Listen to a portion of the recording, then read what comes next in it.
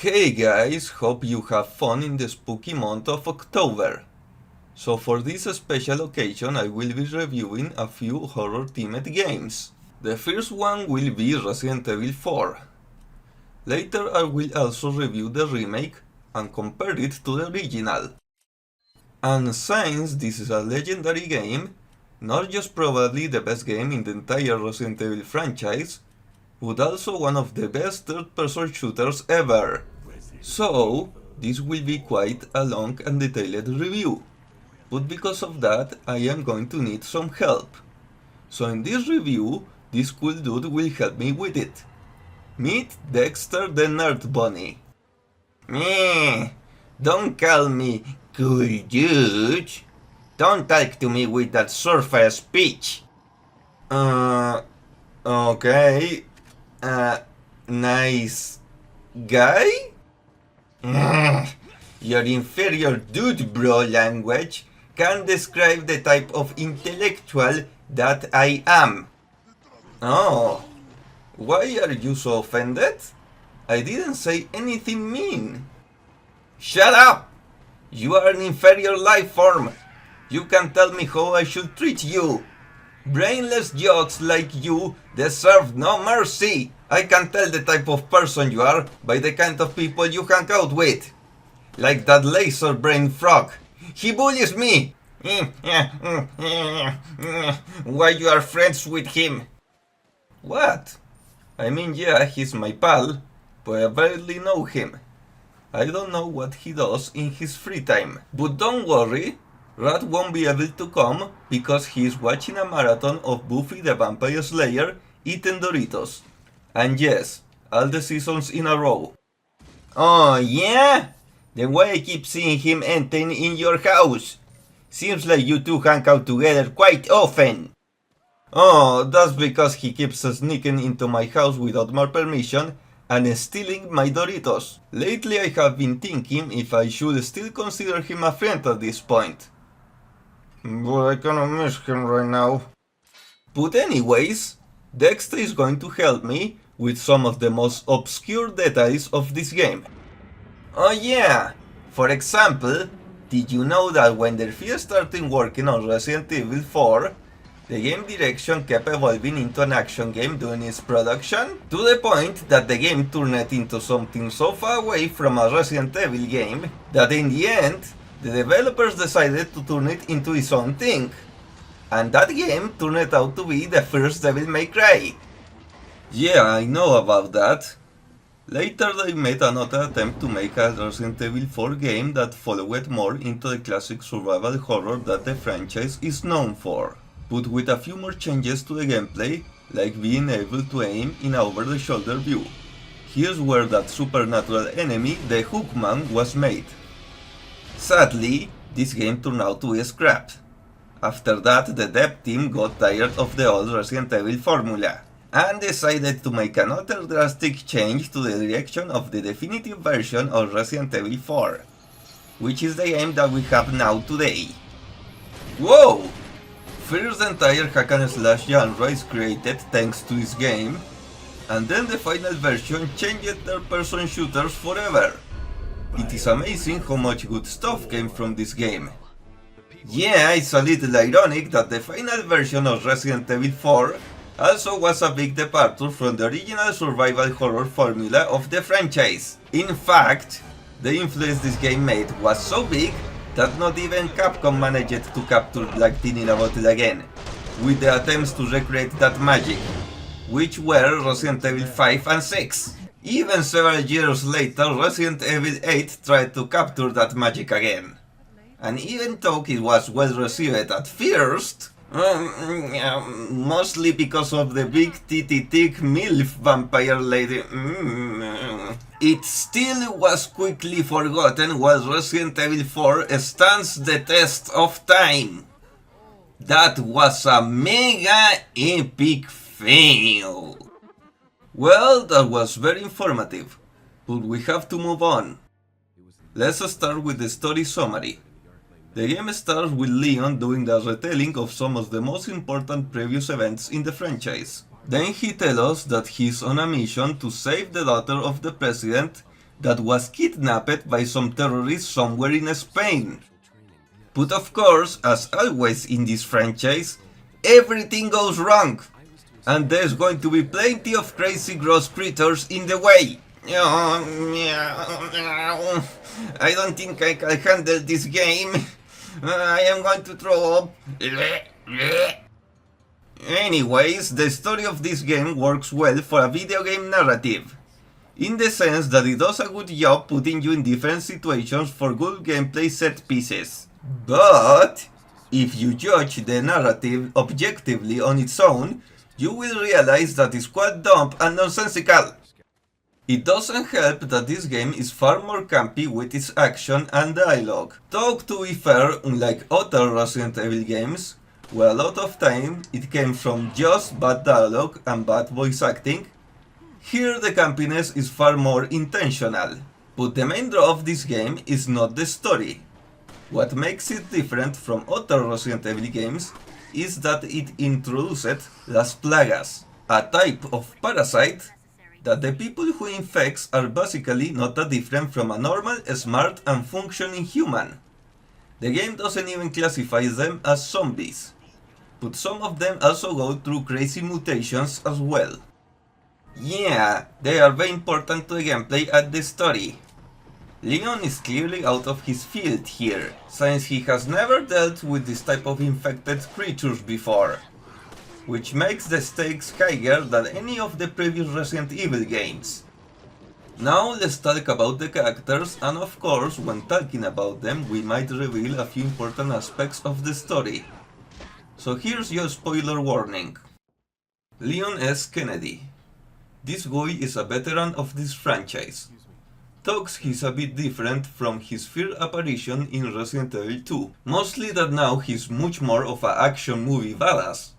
He even has some cheesy one-liners. Where's everyone going? Bingo? Looks like this is it. Ugh, it stinks. Sure does. No way, Leon. Way?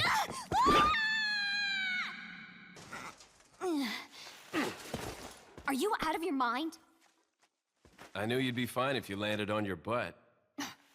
He's a big part of why this game is considered far more campy than other games in the series. Ashley. She is the damsel in distress for this game. After all, the entire mission of Leon coming to this part of Spain in the first place is, like Dogo said before, to rescue her because she's the daughter of the president. Meaning that once you find her, you have to escort her to safety. Because of this and the way she screams, she has become quite an infamous character. But we can talk more about her escort mission sections later when we talk about the gameplay. Leon! Ashley! You did good. I'm sorry if I was... Oh, don't worry about it. Come on, let's move on. Ada Wong. She's a familiar face from Resident Evil 2. Leon already knows her, and even though she has her own agenda, she still helps him from time to time. She has a very charming personality. She's super hot. And she's also a very mysterious character that will have you wondering in what side she really is. Usually I will question the practicality of wearing a dress like that for this kind of mission. But in this case, I am going to make an exception. I wish I could see her more, though I might faint from getting too many nosebleeds. Yeah, I don't mind that dress either. Besides, it fits with the campy tone of the game. So it is true.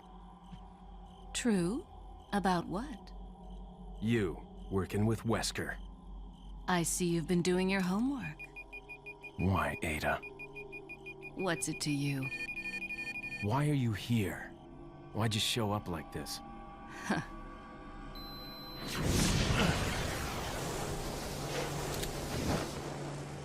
See you around. Ada! Luis Serra. A very interesting character since he used to work for the bad guys and later betrayed them. Not only that, but he's a very fun guy. You could call him Español Nathan Drake, also an ex-cop and a scientist, which I can respect, of course. Sadly, he gets killed pretty early after he's introduced, but I have heard that he appears more in the remake. However, you can still feel the influence of his actions after his death, since it is his research that allows the good guys to get cured from the infections of Las Plagas. I see that the president's equipped his daughter with ballistics too. How rude! Now let's talk about the main antagonists of the game. El Alcalde Méndez. Just like his title says, he's the mayor of the starting village, meaning that he is the first main antagonist that you have to fight against. There is not much to say about him other than he's pretty much a very strong big guy that somehow keeps sneaking up on Leon. He's kinda like the tyrant Mr. X from Resident Evil 2, in the sense that he is a huge and seemingly indestructible dude, hiding all his mutations underneath his thick layers of clothing. But other than that, he's not very remarkable as a villain. But hey, at least we got a pretty good boss battle out of him. Ramon Salazar. This guy is hilarious. By far the most entertaining villain in the entire game. Mostly because he's a really short, almost childlike dude who acts like a very spoiled royal kid wearing a silly Napoleon outfit that wants to kill you. It is also the villain that Leon interacts the most, because he somehow hacked your communicator signal, and you get to have silly banter with him as if he is a Saturday morning cartoon villain.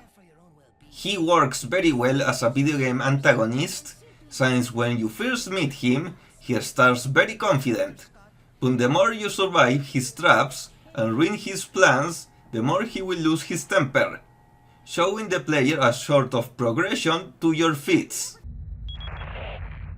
So maybe you have 9 lives, but it doesn't matter now, Mr. Kennedy.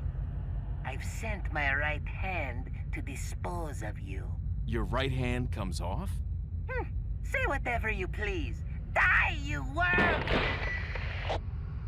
Not only that, but he is the main antagonist for most of the game, since he will be your main enemy during the castle section, which is the longest and also probably the most fun. He will constantly try to get rid of you with all kinds of creative ambushes and traps. He even has a giant mecha Ramon Salazar. Krauser. This guy is one of the most interesting characters since he has a story with Leon and also is working with Ada with their own agenda. Not to mention he's quite intimidating since he looks like a more formidable and more experienced version of Leon. The fact that you know that eventually you will have to fight him makes you fear when that moment comes. Lord Sadler. This guy is the main antagonist of the game. The leader of Los Iluminados, the cultist group that he commands with the power that Las Plagas gave to him. And he will be your main opponent during the last third of the story, but sadly he's not that great of a villain. You will think that the leader of a cult group, infected with mutant parasites, will be more interesting, but aside from a few good lines and an overconfident personality, there is not much to him. Honestly, I thought he was fine. The fact that no matter what Leon did, yet he still managed to remain calm, made him feel like he thought of himself as an unbeatable god destined to win. Sure, but he was also an idiot. There was plenty of time that he could have killed Leon but didn't. And he tells them his plans, which was pretty stupid. Leon, I think they shot something in my neck. What did you do to her? We just planted her a little gift. Oh, there's going to be one hell of a party when she returns home to her loving father. But before that, I thought I might bargain with the president for some donation. Believe it or not, it takes quite a lot of money to keep this church up and running. Faith and money will lead you nowhere, Sadler. All he had to do is let Leon rescue Ashley, since she was already infected, and then Las Plagas will spread to the world leaders. so I thought he was mostly wasted potential. Okay then, but enough talking about the story and characters. Let's now talk about the most important aspect of this game. The gameplay. The first thing you need to know about this game that makes it different from previous Resident Evil games is that it's not a survival horror game at all. It's an action game first, and also third-person shooter with a horror setting.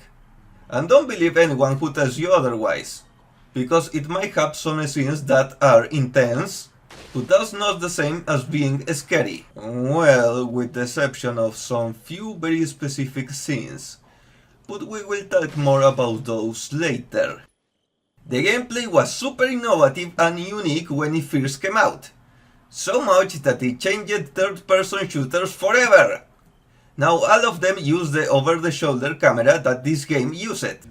This type of camera made aiming a lot easier than in other third-person shooters that came before, and it was also a lot less disorienting than quickly cutting to a first-person view like in other games.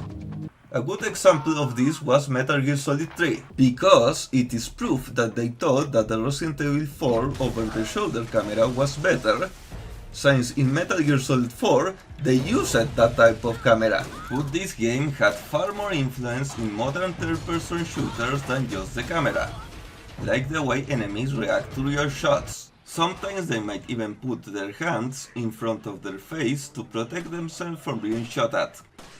Even simple things like shooting different parts of the body to the enemies will give you different results. Shoot an enemy in the legs and they will fall down. Shoot them in their arm and they will drop their weapon. And if you shoot them in the face, they will be stunned and wide open to being roundhouse kicked. And if you thought that was cool, then just wait until you see what happens when you shoot them in the legs and make them fall in their knees. Then you can do an incredibly silly yet badass suplex on them, which is hilarious.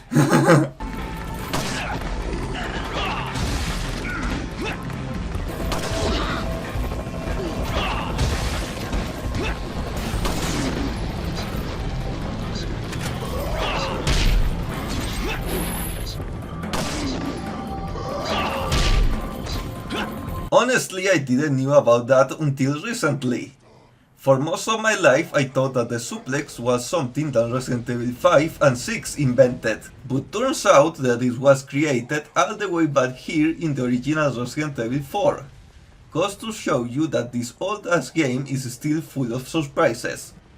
The levels are very similar to old Resident Evil games, though not nearly as complicated, and very Metroidvania styled. You know, you go in a linear path until you find more paths to choose from, and one of them has an important looking door where is your main objective, and you need to get a key to enter. Find the key in the other path, probably by finding an item or solving a puzzle, and then you will be able to continue.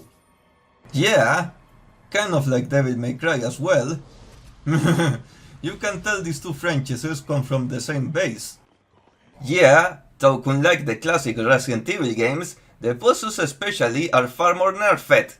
They are so easy that they feel insulting for a person with a superior class intellect like mine. Back in my day, puzzles were actually challenging and made you use your brain, like the tornado in Castlevania Simon Quest. I think they did them that way so the action doesn't get interrupted for too long. After all, like I said before, this is not a survival horror game, but an action shooter. Another aspect that made this game so different from previous Resident Evil games was the fact that it could render several enemies at the same time, meaning that enemy encounters were less about defeating slow zombies that were hard to shoot because of the awkward aiming controls or the fixed camera, and more about lots of enemies charging at you while you try your best to run away and stay alive. These enemies also had an incredibly AI for its time since they tried their best to corner you and surround you so you don't escape. It can be quite scary for me at times. Yeah, and these enemies know the environment very well. Plenty of times they will not let you kill them by using the bottleneck strategy, and will try to flank you, which is something that most modern games try to do now with the AI of their enemies. But obviously not everything about this game has been continued by games that came after. Yeah, like for example, this game uses tank controls. Though I know this might sound bad, since this is considered a very outdated method of mobility for most games. But in this one they work great, because the game is built for them. Yep, they are not nearly as clunky as other Resident Evil games like the first one for the PlayStation 1. I want a Jill sandwich. See, I can be funny too. Yeah, mostly because it allows you to have a lot of mobility. Because just like in Dino Crisis 2, you can do a quick turnaround easily. And you can also turn around while you are running instead of only being able to move in a straight line. You also can only shoot while aiming, because while doing this you can't move. But luckily you can still somewhat defend yourself while doing this. For example, you can shoot axes and other projectile weapons before they reach you, stopping them in mid-air, which is really satisfying to pull off. But the game also doesn't have a cover system since that was not created yet, which could have been useful for some encounters. Since we just mentioned the enemies, let's talk more about them. It makes sense that these enemies have better AI than the regular zombies of the previous Resident Evil games, since these are not meant to be brainless zombies. Even the most basic enemies, which are Los Ganados, are capable of talking and thinking like humans. They are not low-level zombies here. I mean, sure, they receive orders from their leaders with a literal hive mind that controls them, but they clearly still have a bit of a mind of their own and can still think like humans. But that doesn't mean they're weak. One Ganado can easily grab Leon and throw him around like a ragdoll. They can also shrug off headshots like it's not big deal. And even if you manage to make their head explode, sometimes they still move for a while like a chicken running around without a head. Which makes the gameplay quite intense at times. Seeing a headless Ganado running at you can really surprise you. But let's not forget about the crazy enemies that wield chainsaws. These crazy psychos constantly run towards you, screaming at the top of their lungs, and they can one-hit kill you by doing this.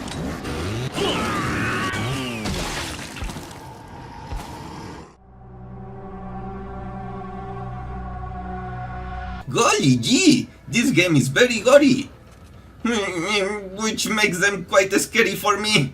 Any zone they're in instantly becomes very intense. Yeah, I get what you mean. Before, Resident Evil games were also very gory, but they had very limited graphics, so it was not nearly as impactful. Though those enemies can be annoying because, if you get unlucky, they can be right next to you and kill you before you can do anything. It doesn't help that the Ganados can sometimes go through very disturbing mutations. The reason why you didn't see them before is because they only appear at night, which is why they are weak to flash grenades. I will admit that I will be quite fascinated by the metamorphosis of Las Plagas. They weren't so gross and scary. Though it is not like crazy mutations like that never appeared in Resident Evil games before, but the difference is that kind of stuff was mostly reserved for something very special like the final boss. It also makes you very nervous when you see a head explode, because there is always a chance that one of those crazy mutations comes out of it. There are 3 different forms that the Ganados mutations can take, like the one with tentacles with blades. This one is my favorite because its design is quite creepy, and the idea of a parasite creature using tentacles with blades is very creative. The next one is the weird worm. This one seems quite harmless since most of the time doesn't do anything at all, until you get distracted and it bites your head off! Eek!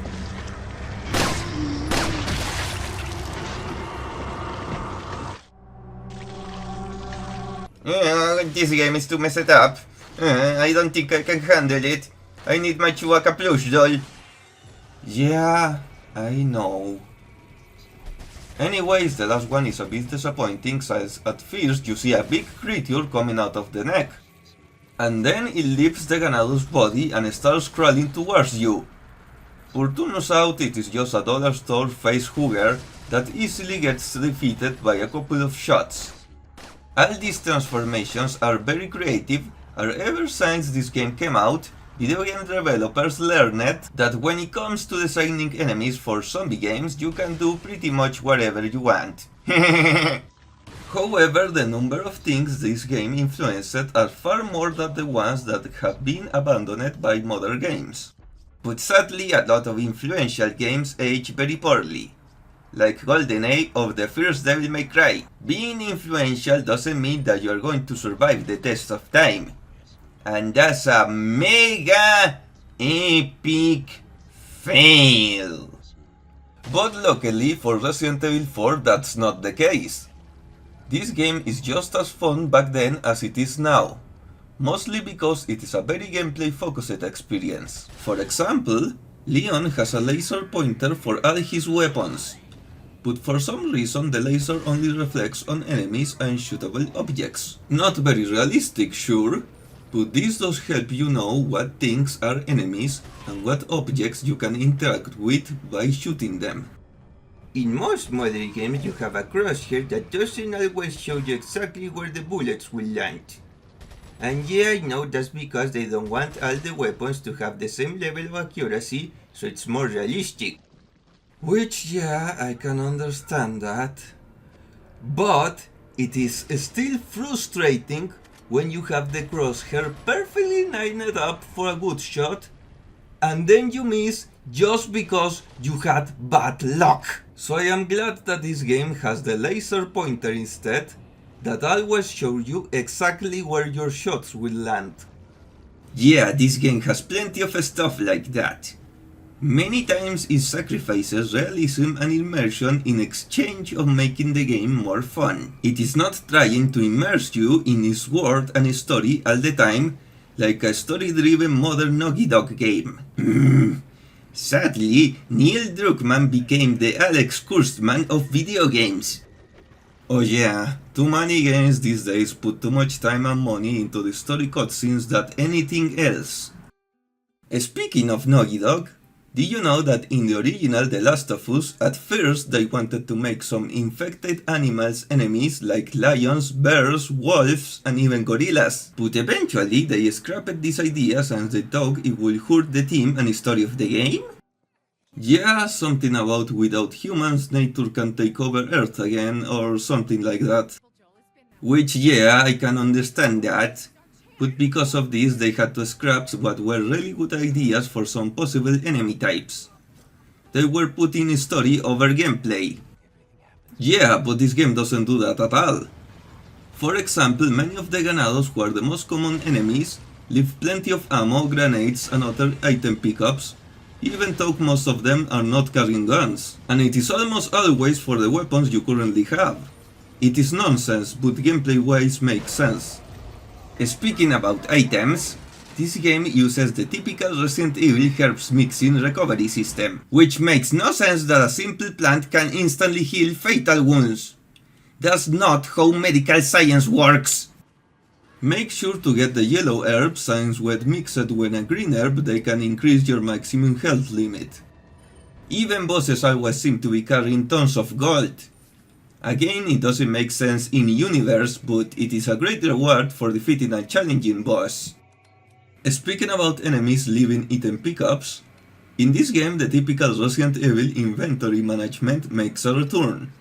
But in here it is more fun than ever, because now you get to do a puzzle minigame where you get to rearrange all your weapons and items so they fit together in your briefcase. Each weapon and item takes a certain amount of square space, and you have to leave room for everything you want, or else you will have to get rid of it. It's like playing Tetris! Though it doesn't make sense that Leon can carry a briefcase this huge, but hey, it is fun gameplay over logic once again. Remember the kicks that I mentioned before? Well, turns out Leon can only use them on stunned enemies, You will think that Leon could just kick enemies at any moment, but again it is meant to be a reward for landing a successful headshot since they don't insta-kill the enemy like in other games. Yeah, it is good old game logic. Wish more games were like this. Also, the enemies are still somewhat zombie-like, in the sense that they slowly walk towards you, but since that will make them too easy to avoid and run away from in this more open space, they run to catch up with you when you are getting too far. But when they almost reach you, they start walking again. Yeah, it is again another way the gameplay is more important than the immersion. Before we continue, I will briefly mention the graphics, which are really good for a game that's almost 20 years old. The main characters look great. Sure, the enemies don't look as good and some objects in the background are not that well rendered, but you barely notice. Most games from that time didn't look it as good. To get those type of graphics, you usually had to go to a 3D fighting game, like Tekken 5 or Soul Calibur 3, and those games didn't have to render more than 2 characters at the same time. The music is also good. It works well for what it's trying to do, though I feel there's not a single theme that I find amazing. Because of this, I feel in this aspect the game doesn't perform as well as in other areas. But enough about that, because we need to talk about the most important aspect of any shooter game ever: the freaking fucking guns! Oh yeah, this game has plenty of them. 5 different pistols, 3 shotguns, 2 sniper rifles, 2 machine guns, rocket launchers that can one-hit kit any enemy and boss, a grenade launcher, and 3 super OP magnums. And yeah, some other games that came before might have more guns, but what made this game different from those was the fact that you could heavily upgrade them. It's no longer just about using weapons to shoot things. It is also about putting money and care into them so they can shoot better. But speaking about upgrading weapons, we can't forget about the guy who provides you with most of them.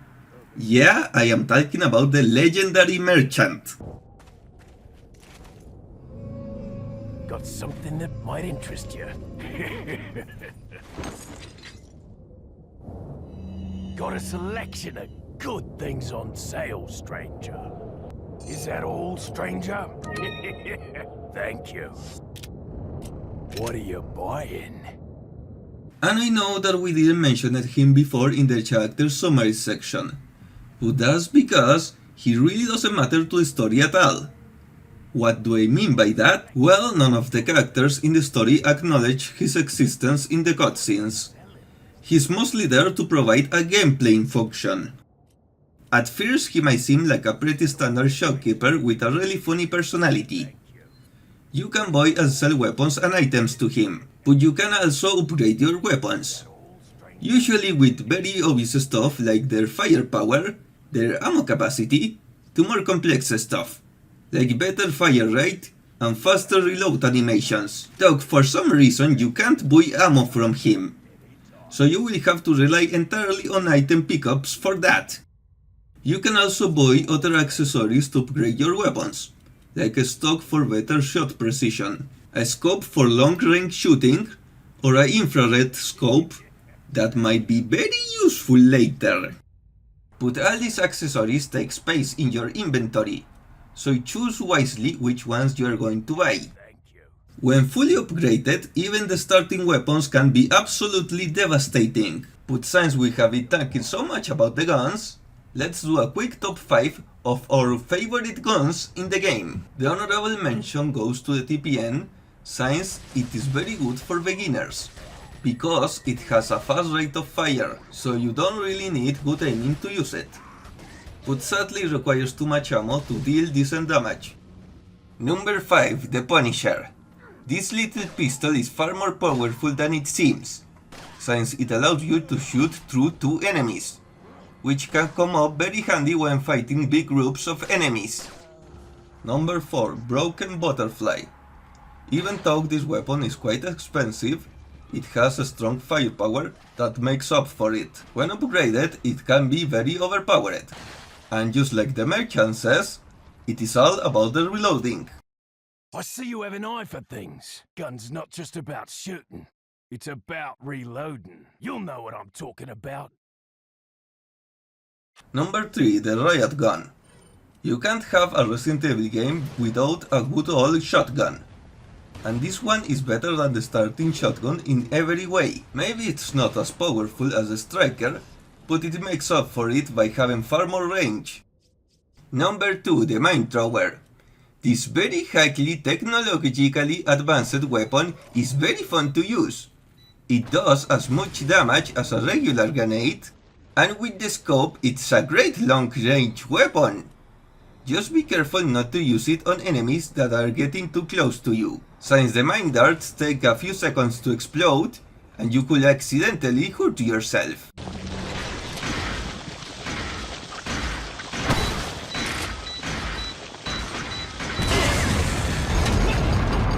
Number 1, the rifle. Why this one gets the first place? Especially when the semi-auto rifle is so much better that it can even be used as a close-range weapon? Well, it is very simple. The basic rifle is far more satisfying to use. The bolt action and slow reload animation, mixed with the scarcity of that type of ammo, makes it so you really have to plan out your shots, making sure not to miss. These handicaps forces you to aim better. All of this, and its strong firepower, makes it so when you get it right, it is incredibly satisfying. Not to mention that the reloading animation allows you to take a quick look around and detect possible enemies that could be near you.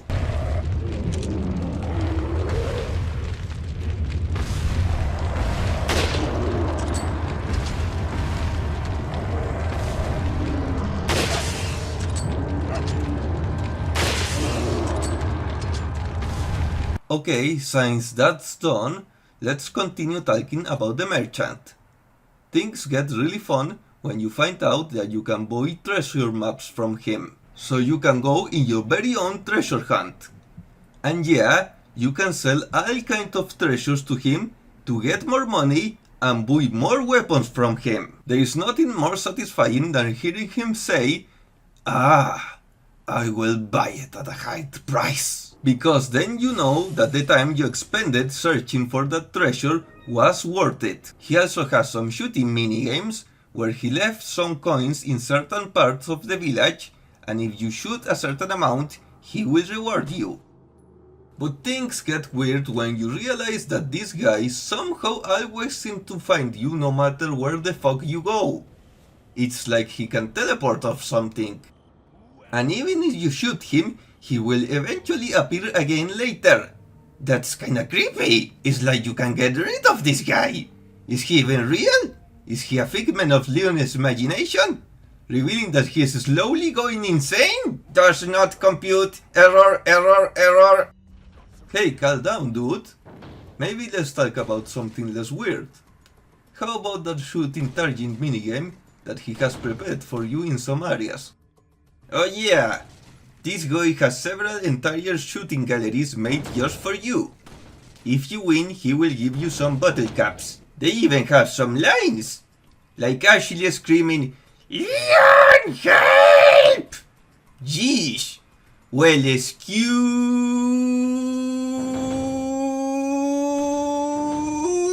me, princess.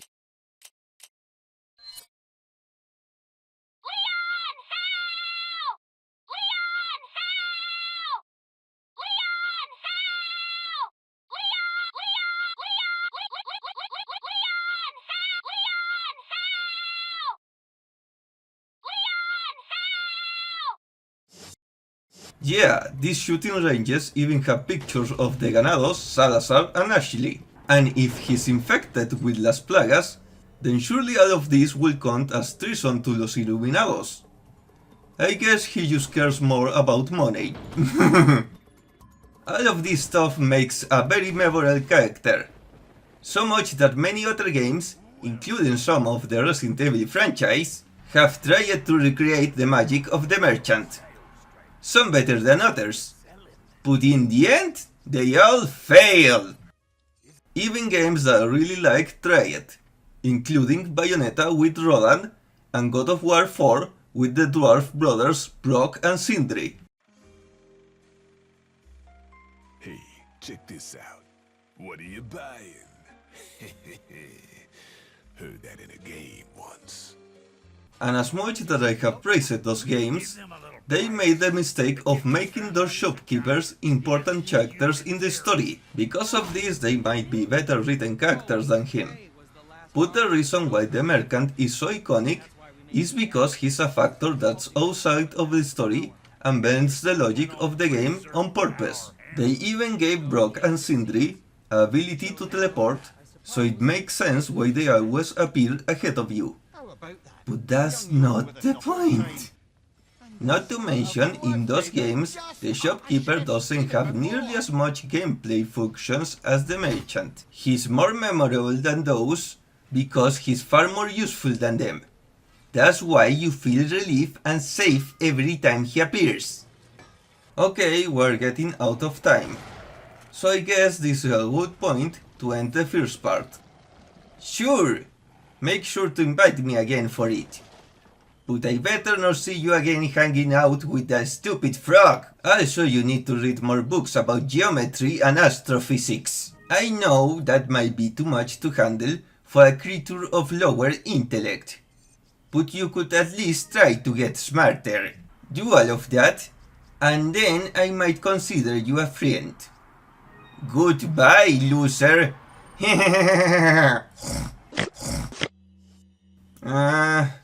Okay then. Well, I guess that's the end for now. Make sure to not miss out the next part. Things are going to get even more fun from there. See you later, guys.